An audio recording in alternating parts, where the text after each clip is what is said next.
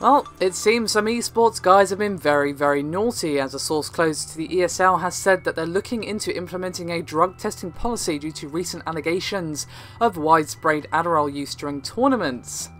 Now, when they spoke with the Daily Dot, the source said that the ESL is currently in contact with the World Anti-Doping Agency as well as the National Anti-Doping Agency regarding random drug testing of esports participants. Will be conducted via urinalysis, which of course can pick up Adderall as it technically is classified as an amphetamine. Now, according to the WADA, bans can be issued during competition when anyone is found to be using certain recreational drugs, such as say MDMA or of course Adderall.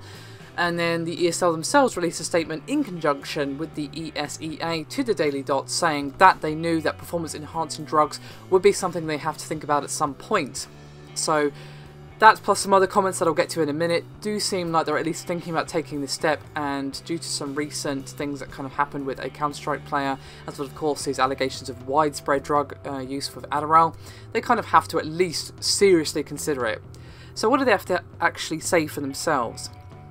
Well, they said, quote, "PEDs is a topic we are discussing at an organisational level, and we will need to address it industry-wide moving forward to maintain competitive integrity. We know we have to have a bigger discussion about it, and that it's a problem everyone is facing." Now, MLG, which of course are also a very big name when it comes to esports, say that the WADA standards on drug use are part of their policy, but they have never actually tested anyone for drug use.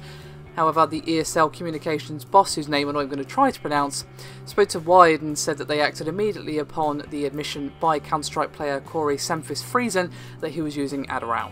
And she said, quote, "We focused immediately on kickstarting a policy-making process and adjusting the rules. We have worked on changes in our rules, reached out to authorities for support, and are ready to announce our next steps in a couple of days." So, that plus the previous statement regarding PEDs from ESL to the Daily Dot, it looks like that we will be seeing this come into effect fairly soon, and I wouldn't be surprised to see other major tournaments such as MLG and perhaps any more smaller tournaments that still are fairly popular will probably implement something as much as possible. Of course, it is an extra cost, which isn't really good, but esports is really coming to its own the last couple of years, and the last thing you want is something like this sparing its name, so they kind of have to spend that money.